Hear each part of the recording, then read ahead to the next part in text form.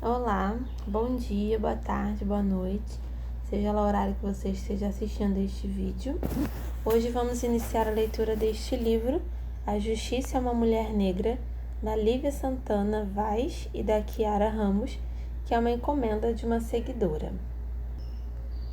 Neste vídeo vamos ler a introdução e a gente começa aqui pelo prefácio. Vamos lá. Ao compormos as primeiras linhas deste prefácio, escolhemos tomar como reflexão o próprio sentido da palavra. O vocábulo vem do latim praefatio, aquilo que é dito fatio antes prae. Logo, o prefácio, que também pode ser chamado de prólogo, de introdução, de apresentação, dentre outros sinônimos, seria o texto inicial que falaria antes do texto a ser lido. O prefácio deve apresentar algumas considerações para o entendimento da matéria, que será dissecada pela leitura. Entretanto, o que queremos afirmar é que a composição do prefácio do livro A Justiça é uma Mulher Negra celebra e reconhece como força motriz as palavras das mulheres, de nossas antecessoras, das que vieram antes. O prefácio do nosso dizer, fazer, de nossa palavra, ação, vem com tudo. Vem com o nosso corpo, com a nossa vida, vem independente da palavra escrita, porque a palavra oral nasceu antes.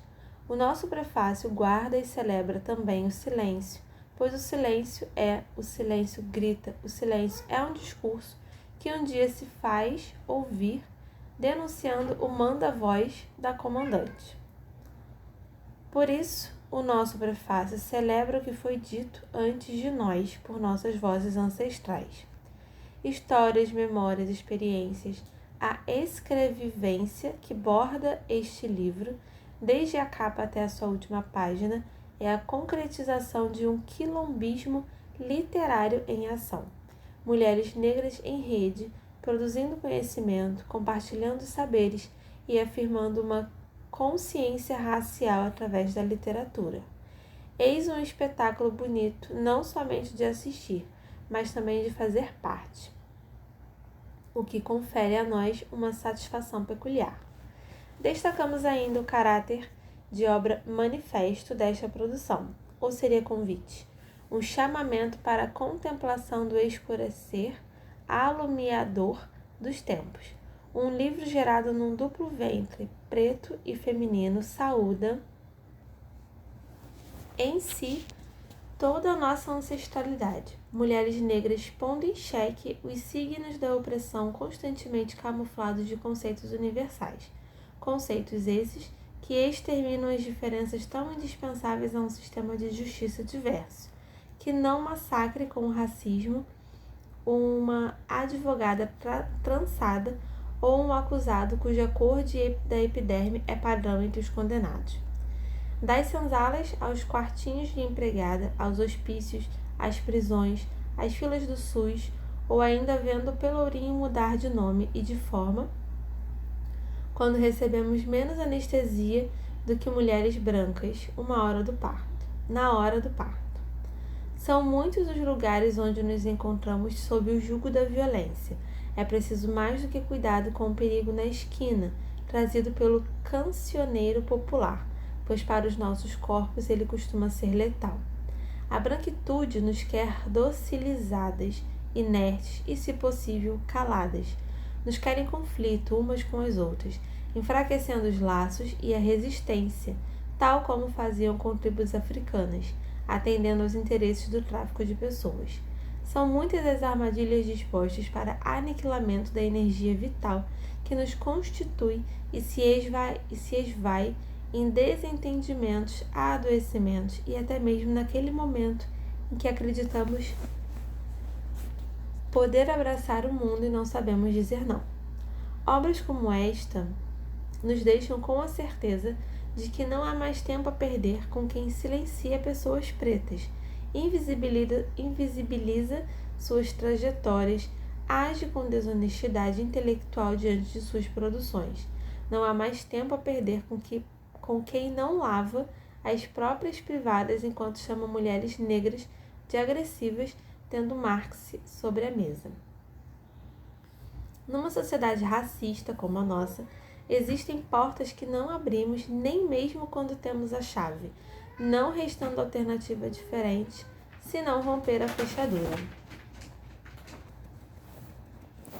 Nesta altura, saudamos a obra A Justiça é uma Mulher Negra por demonstrar o quão longe chegamos e que a vista não alcança onde ainda podemos chegar. Estamos diante de uma publicação que imprime a acontecência da rebeldia, da coragem e da desobediência. Acreditamos que a arte salva, a educação transforma e o empoderamento liberta. Esses três elementos, quando condensados numa produção literária de juristas negras, tornam-se um elixir capaz de sedimentar a crença e outros futuros e passados onde possamos onde posamos altivamente na fotografia.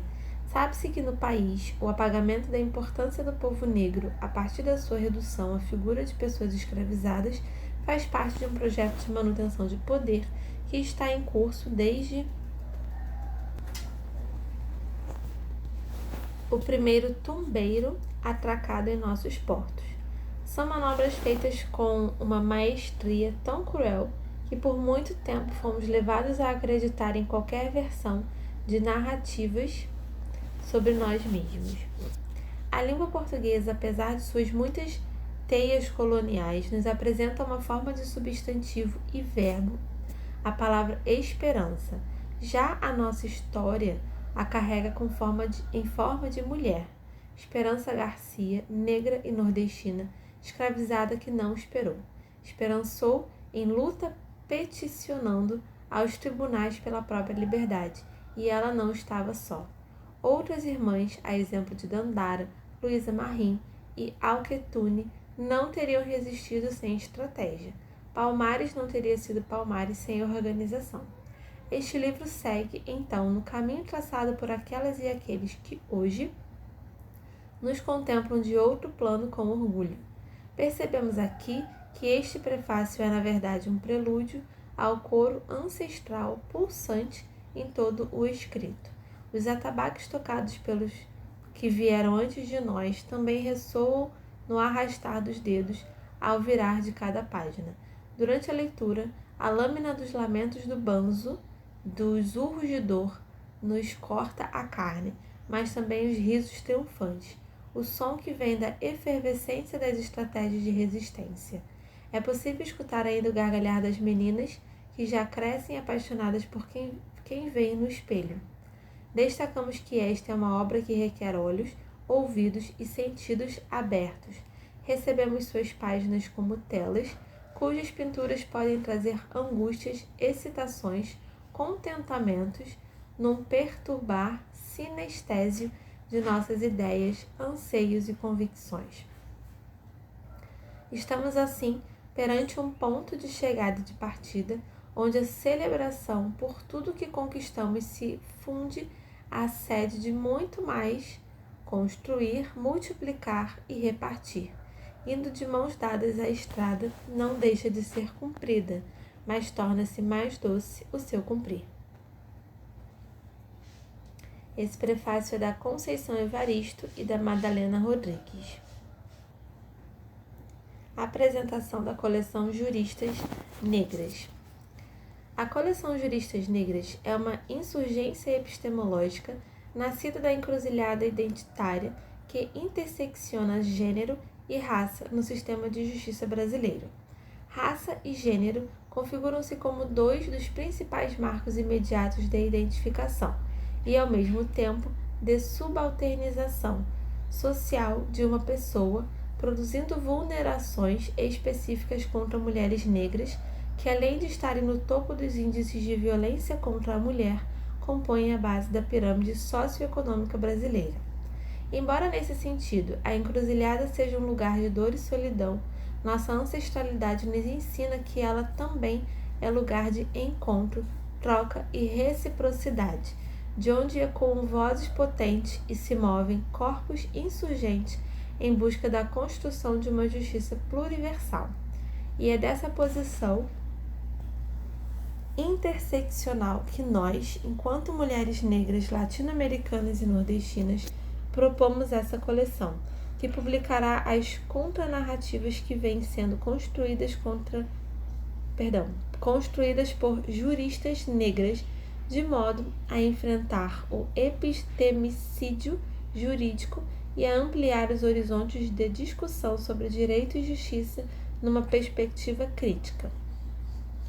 A epistemologia jurídica continua a reforçar a concepção de sujeito universal, homem branco, cis, hétero-cristão, que representa a maior das expressões identitárias de que temos conhecimento, pois diz ser quem teoriza, discursa e decide sobre si, consigo e para si mesmo, entendendo-se como o centro em uma síndrome narcisística que nega racionalidade aos saberes não eurocentrados. Esse fenômeno por nós denominado de epistemicídio jurídico alimenta-se da lógica da colonialidade moderna, promovendo a invisibilização das singulares contribuições decorrentes das lutas emancipatórias afro-latino-americanas e indígenas para a produção de conhecimento.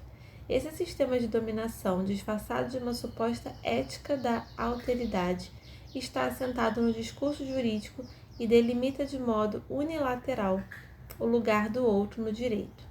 Pode-se dizer que a academia jurídica funciona como uma espécie de casa grande intelectual, vigilante e tutora das insurgências da senzala.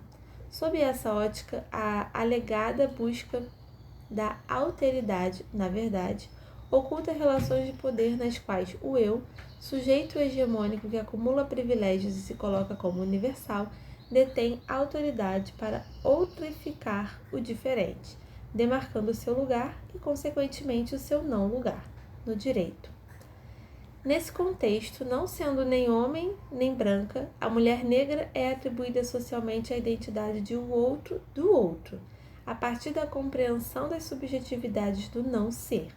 Nessa persistente estrutura racista e sexista do sistema de justiça, cabe ao indivíduo, tido como universal, definir o lugar da mulher negra no direito. A subrepresentação, quase ausência, das mulheres negras nos espaços de poder e decisão, especialmente na academia jurídica e no sistema de justiça, tem impactos diretos na forma como a justiça mantém-se cega às diferenças, perpetuando concepções universalizantes que acabam por manter o status quo de dominação do outro.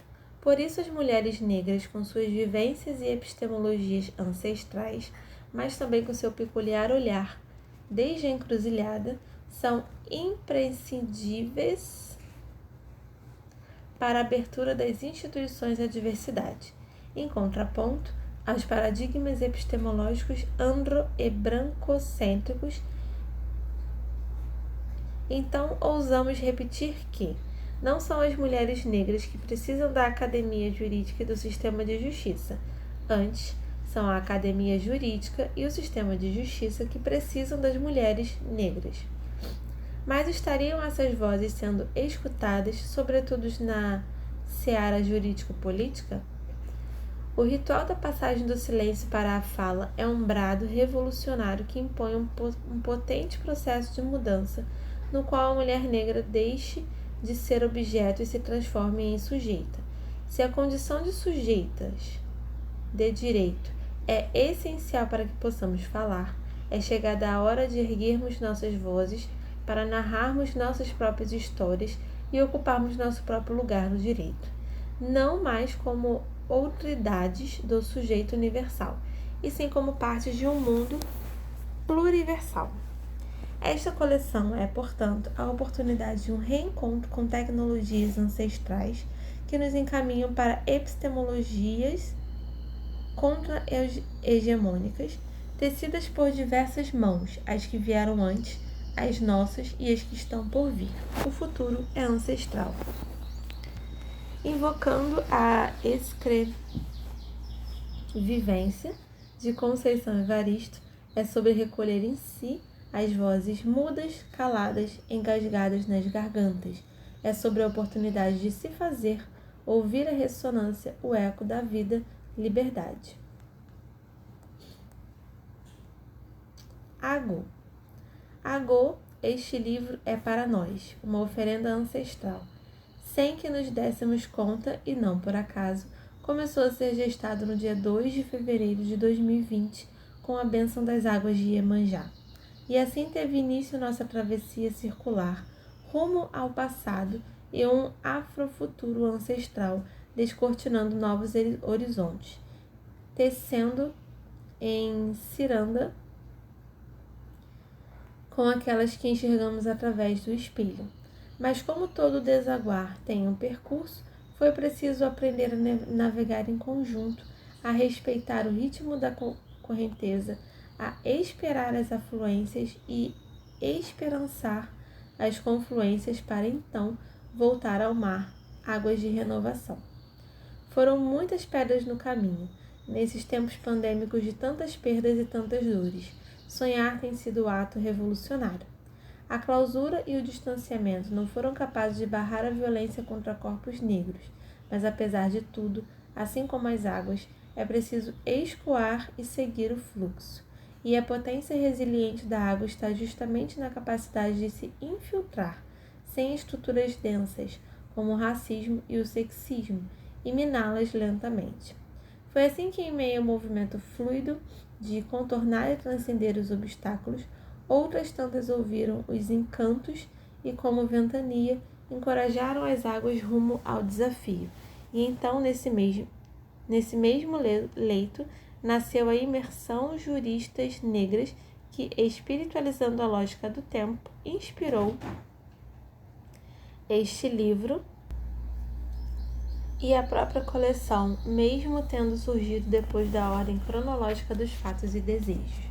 A imersão jurista negra vivências e epistemologias ancestrais surgiu da necessidade de um espaço de reencontro e fortalecimento da identidade de mulheres negras que atuam no universo jurídico enquanto estudantes profissionais ou ambos. Foi a maneira que encontramos de aquilombamento em meio a um sistema de justiça e a uma academia jurídica que repele nossos corpos e nossos saberes. Mergulhamos no reconhecimento das nossas dores e, a partir delas, emergimos juntas num processo de catalisação da multipotencialidade das juristas negras, aqui compreendidas não necessariamente como mulheres com formação em direito, mas como mulheres que dedicam suas vivências e saberes à busca por justiça. Nas imersões, cada um dos encontros, os gireis, como escolhemos denominá-los, foi desenvolvido a partir de uma abordagem teórico-vivencial voltada para o compartilhamento de novas perspectivas epistemológicas e para a construção coletiva de estratégias de enfrentamento de racismo patriarcal. Girê é uma palavra de origem iorubá que significa roda ou dança. Nos rituais de candomblé, onde o girê é realizado, os orixás dançam juntos e em sentido anti-horário. Por isso, nada mais apropriado do que a utilização, neste espaço, da plataforma girê, diante da proposta de circularidade dos encontros, de celebração da diversidade, mas também de movimento contra-hegemônico. Além disso, a celebração em roda vem da herança da cosmopercepção africana. Lembremos das rodas de samba e da capoeira. Em uma roda mantém-se a equidade entre as pessoas. Todas se olham nos olhos e de mãos dadas são fundamentais para fazer a ciranda girar. Isso não quer dizer que não haja hierarquia ou divisão de funções. Na roda de capoeira, por exemplo, há o mestre, há quem toque o berimbau e há quem entre na roda para jogar. Mas cada pessoa com seu papel compõe aquele conjunto embalado pelas cantigas e ensinamentos ancestrais. Fruto da nossa crença no potencial transformador dos encontros preciosos e na importância da difusão dos nossos saberes ancestrais. Este livro materializa um mergulho em nossas próprias identidades coletivas e o despertar para nossa missão na construção de uma justiça pluriversal. Assim como na imersão que o inspirou aqui, o nosso Abre Caminhos, a introdução é seguida de 3 gireis, capítulos, cuja escrita não dispensa poemas, músicas, ilustrações e QR codes, que nos remeterão a outras dimensões do saber. Deste modo, confrontamos o isolamento epistemológico do direito a partir da compreensão de que separar o que sentimos do que pensamos, fragmentando assim também o nosso próprio eu, é um padrão imposto pelo patriarcado branco ocidental para nos manter sob controle. Portanto, esta é uma obra que reúne nossos saberes, todos eles parte da nossa essência. No primeiro girê, Mulheres Negras, o Ontem, o Hoje e o Porvir, vamos recontar nossas histórias, entendendo a dororidade que nos conecta entre nós e com os nossos ancestrais, mas acima de tudo, compreendendo como, dessa experiência da dor, gerada pelo racismo e pelo sexismo, somos capazes de transformar a realidade, mantendo a força e a resistência herdada de nossas mais velhas. A partir desse reencontro com nossa própria identidade, o segundo girê, a justiça é uma mulher negra, raça e gênero no sistema de justiça brasileiro, é dedicado à compreensão da engrenagem racista e sexista do sistema de justiça e do nosso papel enquanto juristas negras na construção de um mundo mais justo para todas as pessoas, revelando nossos corpos como corpos políticos insurgentes contra o racismo, o sexismo e todas as formas de opressão.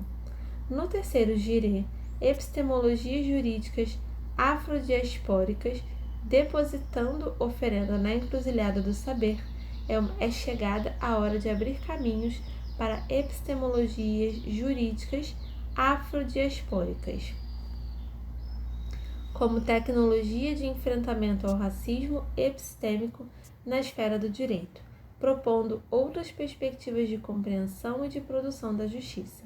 Apesar de todo o esforço voltado para o resgate de nossas histórias e para a proposição de outras perspectivas epistemológicas, sabemos que nossas vivências são atravessadas pelo colonialismo. Sim, nossa experiência é afrodiaspórica e, por isso, permeada por tentativas de apagamento, silenciamento, racismo epistêmico e muitas vezes pela reprodução de modos de opressão próprios da branquitude. É preciso, então, reconhecer que esse processo de descolonização do ser e do saber é cotidiano e tem o seu tempo, o tempo de uma vida inteira, pois é sobre viver se desconstruindo, mas é libertador. O primeiro livro da coleção Juristas Negras, A Justiça é uma Mulher Negra, já traz em seu próprio título um caráter disruptivo. Confrontar a branquitude e a epistemologia ocidental estabelecida no universo jurídico é um ato que, por si só, confere identidade singular à criação. Trata-se de uma obra multidisciplinar que coloca em diálogo o direito e a história, numa visão afrodiaspórica, interseccional.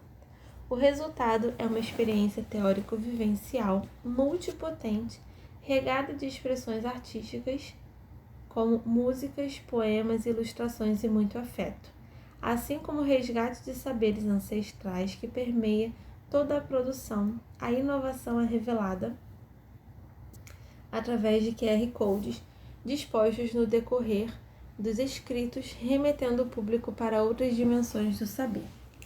Este é um livro para ser lido e sentido, essencial para quem quer enxergar o mundo sem as lentes impostas pelo colonialismo, racismo e sexismo.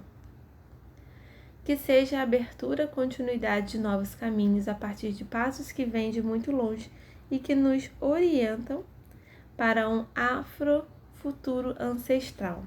Afinal, se eu sou, por que nós somos? E se o que somos hoje foi semeado pelas que vieram antes de nós, compomos esse grande pluriverso do qual continuaremos sendo parte através daquelas que virão. Abre caminhos. Uma mulher negra diz que ela é uma mulher negra. Uma mulher branca diz que ela é uma mulher. Um homem branco diz que é uma pessoa. Grada Quilomba, descolonizando o conhecimento. Sendo este um livro produzido por juristas, pressupõe-se que deveria começar anunciando uma teoria jurídica fundada na razão moderna e na sua suposta neutralidade diante do mundo. Mas este é um livro escrito por juristas negras, duas juristas negras em processo de desreconstrução decolonial. Então começamos com a adaptação de um conto africano Ashantil, que aqui queremos e iremos intitular de conto afrodiaspórico, num poderoso clã de guerreiras Ashantis, situado no coração da África Ocidental. A história das 7 irmãs que transformaram seda em ouro era sempre repetida pela mestra Griot, a grande sábia. Era então chegada mais uma bela noite, prateada pela lua renovada de Ashanti, quando todas as crianças do povoado se reuniram em torno da fogueira, aos pés de um frondoso baobá. A Griot, velha guardiã das palavras, possuía uma beleza que se revelava através do escoar dos tempos, e seus longos e trançados cabelos brancos contrastavam com a sua pele preta, cercada por pequeninos olhos atentos, que de tão brilhantes iluminavam as margens do rio Tano. Ela, mulher de presença magnética, permaneceu um tempo em silêncio, o que aguçou ainda mais a curiosidade das crianças. A mestra Griot pediu licença à ancestralidade, deu a bênção aos mais novos e entoou uma animada cantiga que há muito tempo havia aprendido com suas mais velhas. Antes do conto, o canto. Nós somos porque fomos. Nós somos porque seremos. Eu sou porque nós somos e assim resistiremos. As crianças sorriam, batiam palmas e cantavam, regidas pelo expressivo olhar da Griot. Aos poucos, o restante do povoado foi se aproximando e encorpando o alegre coro. Aquela melodia era um conhecido prelúdio para as pessoas mais velhas, a história dos 7 novelos. A cada vez que ela era recontada, uma nova lição engrandecia o espírito de quem a ouvia. Naquela noite, a velha guardiã das tradições estava especialmente interessada nas crianças que não conheciam o conto. Estas, por sua vez, chegavam a aprender a respiração à espera do grande momento, que foi descortinado pela Griot de voz firme e acolhedora. Era uma vez os estalos da fogueira, as folhas arrastadas pelo vento e suave correnteza do rio eram o sol que cortava um silêncio instalado naquele imenso círculo. Satisfeita com a magia que conectava o ontem, o hoje e o amanhã, a mestra Griot contou que há muitos e muitos anos vivia naquele povoado uma importante família que conduzia aquele clã com bondade e justiça. A matriarca era respeitada por sua inteligência, força e coragem. Diziam que ela tinha a leveza de uma borboleta, mas a força de 1000 búfalos. Por vezes, era a brisa suave que acalentava, outras tantas era o furacão avassalador. Mas uma coisa era certa, ela sempre foi justa. Contudo, a valente guerreira carregava uma profunda tristeza em seu coração, a desunião de suas 7 filhas. Como elas podiam ser tão parecidas e ao mesmo tempo tão diferentes? Desde pequenas, as 7 disputavam tudo. Discutiam sobre quem era a mais bela, mais forte ou a mais amada pela mãe. Já órfãs de pai, as irmãs tiveram que enfrentar também a perda da mãe, que sucumbiu ao desgosto de testemunhar suas tão amadas filhas em conflitos vaidosos, materialistas e individualistas. Sem anúncios ou prévios sinais, a matriarca fez sua passagem enquanto dormia, juntando-se às suas ancestrais. No seu rosto, a serenidade de quem cumpriu o seu propósito, de quem serviu e honrou o seu povo. Nesse momento, a mestra Griot derramou um pouco de água do seu corpo nas raízes do gigante baobá. Quando a água tocou a terra e a velha entoou o nome da líder achante e todas as pessoas presentes, após evocarem mentalmente os nomes de seus ancestrais, responderam Assé. Antes de partir para o Orum, continuou a velha guardiã, a líder do clã, deixou uma cesta com 7 novelos de fio de seda, um para cada filha, juntamente com a oferenda. Deixou um desafio: transformar a seda em ouro. Se não fossem habilidosas o suficiente para realizar o desejo da matriarca, as jovens guerreiras não seriam dignas da herança familiar. Mas como transformar seda em ouro? Isso parecia impossível e inalcançável. Elas se perguntavam por que sua mãe, que sempre foi tão justa, estava submetendo as próprias filhas a tão injusto desafio. A revolta tomou o coração das 7 irmãs e as desavenças entre elas se agravaram, afastando-as ainda mais. Trancadas em seu próprio universo, dominadas pela vaidade, as irmãs não conseguiam se comunicar, tampouco chegaram a um consenso sobre o que fazer. Cada uma olhava para o seu novelo de seda, admirando seu brilho e a sua cor. Elas pensavam consigo mesmas: o meu novelo é o mais belo dos 7. A energia emanada por tamanha desunião atingiu todo o clã, provocando uma escassez jamais vista. Foram meses sem chuva, não houve colheita naquele ano. O solo ficou seco e arenoso. As águas do rio baixaram tanto que os peixes, antes abundantes, não resistiam. A caça praticamente desapareceu, e nem mesmo o mais experiente dos Odés conseguia alimentar a comunidade. Era a primeira vez que aquela geração conhecia a fome. Vendo o sofrimento de toda a comunidade, as irmãs foram tocadas pela recordação de um dos ensinamentos compartilhados por seus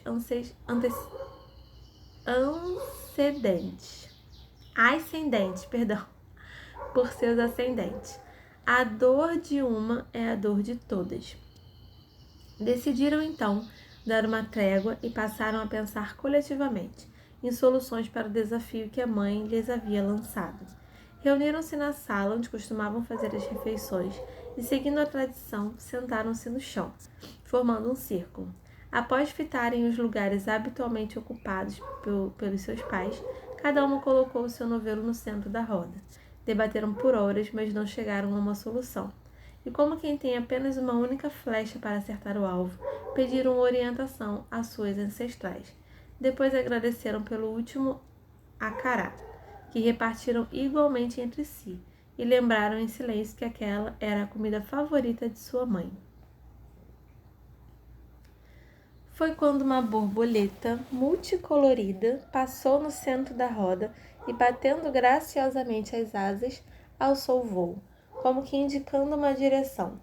As jovens acompanharam o trajeto da borboleta, que se acomodou na cumieira de uma das casas mais conhecidas do povoado, a da anciã conselheira. Tão ligeiras quanto aquela aparição, as irmãs tiveram ao mesmo tempo uma forte intuição e disseram: Ieko Bisa Aberevá. O que as irmãs não imaginavam é que o conselho da guia espiritual do clã já estava ao alcance delas, mas o egoísmo e a vaidade de cada uma as impediram de enxergar. Vocês devem tecer juntas, concluiu a conselheira. Antes de as irmãs se despedirem da conselheira, pediram mais uma vez a bênção e ainda ouviram a voz da anciã ao proclamar um significativo provérbio. Obi mifá ne nizá benku quiere nágua amanfo. Naquele momento, as irmãs perceberam quanto vinham contrariando os ensinamentos do seu povo. Observaram o valoroso trabalho das tecelãs, transmitido de geração a geração. Admiraram a atitude das mulheres do clã, que mesmo em períodos de extrema escassez, permaneceu juntas como uma só família. No mesmo instante, todas pensaram Ubuntu. Mãos à obra, disseram. Mesmo sem compreender como os 7 fios de seda poderiam se transformar em ouro, cada uma das irmãs pegou seu novelo e juntas começaram a tecer, dando igual atenção e destaque a cada fio, de modo que nenhuma cor predominasse em relação às demais. Enquanto teciam, recordavam das histórias contadas pelo pai, das batalhas vencidas pela mãe, riram, choraram e se olharam nos olhos pela primeira vez depois de muito tempo, redescobrindo o amor e a força ancestral que as uniam. Aos poucos, o tecido ia se formando e elas foram percebendo a beleza singular que existia em cada tom, em cada cor, que, quando entrelaçadas, ganhavam significado único. O tempo passou devagar, até que as 14 mãos se juntaram no último traçado, selando um pacto de irmandade eterna. Ao fim daquela jornada, as 7 irmãs haviam produzido o mais lindo e colorido tecido jamais visto em todo o Império Achante. Os ventos espalharam a notícia pelos 4 cantos do Império, tendo atraído a atenção da realeza. Encantada com o trabalho e contagiada pelo amor entre as irmãs, a rainha decidiu que o colorido tecido deveria enfeitar o trono de ouro Achante, objeto sagrado, símbolo do poder e da união do seu povo. Como recompensa, entregou um cesto de ouro para as jovens tecelãs. E foi assim que as 7 irmãs transformaram seda em ouro. Elas sabiam que tinham acessado um saber especial e sagrado, sabiam que tinham sido abençoadas pela ancestralidade. Por isso, decidiram compartilhar com o seu povo a mesma arte, ficando o clã conhecido em toda a região por seus lindos tecidos multicoloridos. E desde então, a justiça e a fartura voltaram àquela terra de mulheres guerreiras, disse a mestra Griot. A velha se apoiou no tronco do imenso baobá e se levantou lentamente, mas ninguém mais se mexia em todo o povoado. O silêncio das crianças era incomum para os tão celebrados finais de histórias em volta da fogueira. Os semblantes curiosos pareciam aguardar ansiosamente por um desfecho. Um deleite para a mestra Griot, que após o suspense indagou: Vocês querem saber qual foi a herança recebida pelas 7 irmãs? O coro de meninos e meninas em uníssono não hesitou. Sim. Com um tom misterioso, a grande Griot arrematou. Ouçam com atenção. Não há riqueza maior que o reencontro com a nossa ancestralidade.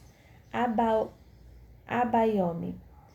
E como de costume, os tambores começaram a tocar, enquanto toda a comunidade entoava. Nós somos porque fomos, nós somos porque seremos, eu sou porque nós somos e assim resistiremos.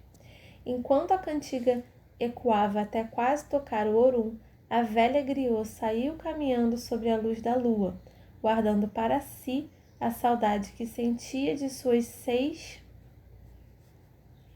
irmãs mais velhas.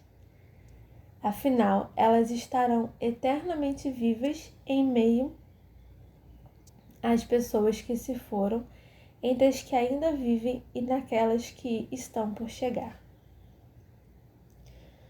Tal qual as irmãs Achantes, as autoras, como boa parte das juristas negras do Brasil, sentiam-se ilhadas no mundo do direito.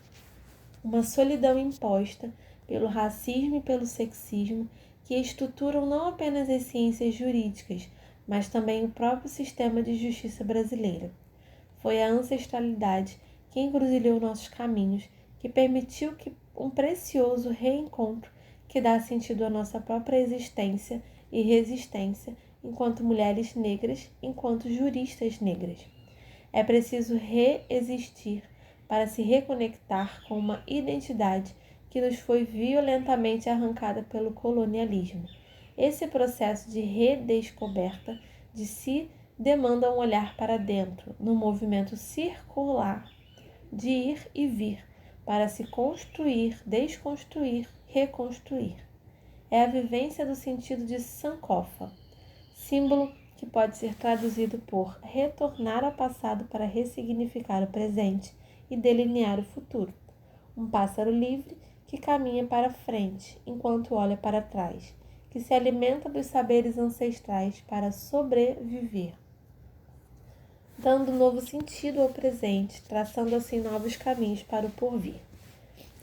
Mas todo esse movimento não adquire verdadeiro sentido e potência ancestral se for realizado individualmente. Nós precisamos tecer juntas e juntos, semear e colher coletivamente para além das conquistas pessoais. Esse talvez seja o compromisso mais importante para o qual devemos ter olhos sempre atentos, buscando não repartirmos as opressões próprias da branquitude, principalmente entre nós, pessoas negras. Não podemos esquecer que se estamos aqui é porque nossos mais velhos, com suas tecnologias e saberes estratégicos, abriram caminhos que devem ser honrados, compartilhados e ampliados. É preciso beber dessa fonte e manter a roda em constante movimento. E é nesse sentido que este livro pretende contribuir para uma ciranda, entoando outras cantigas, dançando sobre novos ritmos, fazendo a gira girar de mãos dadas. Trata-se de um percurso ainda mais árduo quando se leva em consideração que no Brasil o direito talvez seja uma das áreas do conhecimento mais colonizadas e mais epistemicidas, o que envolve reconhecer que nossa formação acadêmica foi completamente alijada de outras perspectivas que não aquelas do norte global.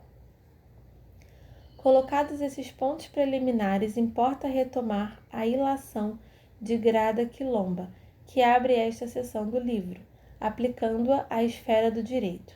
A mulher negra diz que ela é uma mulher negra, afirma sua identidade de gênero e de raça, até mesmo por uma questão de sobrevivência, porque sendo ela objeto de opressões que interagem em virtude desses dois elementos identitários, precisa reforçá-los, visibilizá-los na luta pelos seus direitos enquanto mulher negra.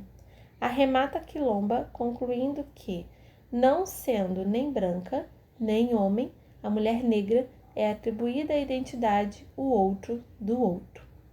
A mulher branca, por sua vez, ao dizer que é uma mulher, recorre apenas à sua condição feminina, origem de uma subjugação, sem evocar sua raça, já que esta não lhe impõe desvantagens, mas sem privilégios. Em uma sociedade racista e sexista como a nossa, a mulher branca é colocada como modelo, e por isso, quando se usa o termo mulher no singular, nós, mulheres negras, raramente somos incluídas. Sob essa perspectiva, a defesa da equidade de gênero, sem consideração da pauta antirracista, tende a resultar na manutenção do privilégio de mulheres brancas. Por fim, homem branco, detentor de todos os privilégios. Se diz uma pessoa, protótipo do sujeito de direito, corporifica a própria pessoa humana sem se identificar em termos de gênero ou raça, pois determina ele mesmo quais são e para quem são concebidos e concedidos os direitos humanos universais, num processo praticamente autofrágico de produção, interpretação e aplicação do direito, por si e para si. O sujeito branco nasce defendendo a compreensão de que seus privilégios são naturais, decorrentes da natureza humana, e não que são construídos a partir da opressão de outros grupos. Destacamos que esses privilégios não devem ser confundidos com direitos, embora muitos deles sejam formalmente instrumentalizados por normas jurídicas. Com efeito, raça e gênero são dois dos principais e mais imediatos marcos de identificação de um indivíduo na sociedade, condicionando suas relações sociais, afetivas, profissionais e até mesmo o gozo dos direitos fundamentais. Nesse contexto, ser mulher negra, numa sociedade racista, sexista e patriarcal, na qual persistem elementos estruturalmente coloniais e escravocratas, como a brasileira, implica ser classificada marginalizada, tratada como subalterna simplesmente pelos estereótipos associados ao seu corpo. Desse modo, o sexismo atua tanto independentemente do racismo quanto simultaneamente a ele, para oprimir a mulher negra. Por conseguinte, as intersecções entre gênero, raça e classe, enquanto fatores que historicamente aglutinam-se na potencialização de vulnerações, precisam ser consideradas também na seara do direito. Não se trata de hierarquizar opressões ou de priorizar determinadas categorias identitárias, mas de reconhecer que elas se relacionam e se intercruzam de forma a, dependendo do modo como o poder articula tais identidades, reforçar desigualdades no acesso a direitos, bens e status. Primeiramente, sobre o que consideramos nosso lugar de fala, temos nos apresentado publicamente, antes de tudo, como mulheres negras que atuam no sistema de justiça, promotora de justiça e procuradora federal, respectivamente, e não como promotora de justiça e procuradora federal negras. Isso porque a nossa essência, seja qual for o papel social que estejamos exercendo, mãe, jurista, acadêmica, ativista, consumidora e etc., é e sempre será a de mulher negra. Em outras palavras, a mulher negra, que para além da dimensão individual ocupa um locus social de compartilhamento de experiências de subalternização nas relações de poder como condição estruturante, precede e transcende os cargos que ocupamos, e por ser da nossa essência, impregna de sentido interseccional também o nosso ser no mundo e a nossa própria atuação profissional. Nesse contexto, a incontestável, porém ainda invisibilizada, subrepresentação das mulheres negras no sistema de justiça brasileiro é problema que precisa ser reconhecido e debatido, de modo a impulsionar as instituições a assumirem sua responsabilidade pela desconstrução do racismo e do sexismo entranhado em suas estruturas. A inclusão de mulheres negras no sistema de justiça é medida imprescindível para a abertura dessas instituições à diversidade e, com isso, a perspectivas epistemológicas necessárias para a construção de uma justiça com equidade de gênero e raça, mas não apenas.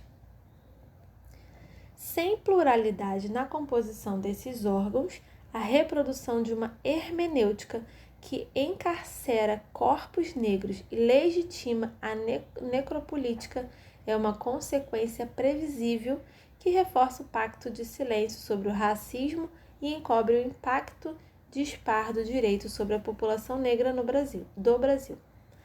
Não é possível falar em concretização da justiça social sem que discutamos problemas estruturais profundos e, nesse contexto, a mulher negra possui um lugar de observação privilegiado, justamente por estar no cruzamento entre essas duas avenidas identitárias, ou seja, quando falamos em justiça no Brasil, os dogmas da razão individual, da tecnicidade e da imparcialidade do judiciário, majoritariamente masculino e branco, não são suficientes para atender à necessidade de adequação social do direito. Todo observador tem pontos cegos. Eis um fato: ninguém possui visão além do alcance na vida real. Por isso, a pluralidade é também sinônimo de eficiência, e quanto mais pessoas negras, lésbicas, gays, bissexuais, travestis, transexuais, indígenas, oriundas de diversas classes sociais, com deficiência, de diferentes faixas etárias, compuserem os espaços de decisão, mais ampliados serão os horizontes de visão que se fundem na construção de um nós. No pensamento de Angela Davis, o lugar de marginalidade imposto para as mulheres negras em decorrência do racismo e do sexismo é também o ponto de partida para uma visão mais ampla de toda a sociedade e, consequentemente, para uma capacidade revolucionária. Isso porque, a partir dessa encruzilhada identitária, compondo a base da pirâmide socio-racial, mulheres negras precisam desenvolver uma compreensão, não apenas sobre si mesmas, mas também sobre os demais grupos, homens negros, mulheres brancas e homens brancos. Está aí o porquê Angela Davis afirma que, quando a mulher negra se movimenta, toda a estrutura da sociedade se movimenta com ela, já que é a partir da base da pirâmide social que todo o resto é desestabilizado. Nesse sentido, e numa perspectiva de produção de justiça e equidade, as conquistas das mulheres negras são conquistas coletivas, pois trazem impactos para todas essas camadas sociais. Sob essa ótica, para a desconstrução das lógicas identitárias do ego branco e masculino, que muitas vezes parecem capazes de desenvolver empatia, mulheres negras no sistema de justiça, em toda a sua pluralidade, são capazes de contribuir de maneira fundamental para a construção de uma ética de nós em substituição à lógica do eu. No que concerne à representação imagética da justiça, a maioria das pessoas mentaliza a divindade grega Temis, figura mitológica, feminina e branca, que de olhos vendados exibe na mão direita uma espada muitas vezes pendente e na esquerda uma balança. Nós, particularmente, idealizamos a imagem de uma mulher negra cujos cabelos longos e crespos lhe coroam a cabeça. Sua espada nunca está pendente, mas sempre empunhada em riste, abrindo caminhos para a realização da justiça e para o enfrentamento de todas as formas de opressão. Ela também segura uma balança, pois sabe que precisa de estratégia e equilíbrio para não sucumbir. O seu olhar altivo jamais será encoberto por vendas. Ao contrário, mantém-se de olhos abertos e atentos para que não lhe escapem as desigualdades e as injustiças que ela tem por missão corrigir. A justiça é uma mulher negra. Bom, esse foi a primeira parte do livro e eu espero vocês na próxima. Um beijão e até lá!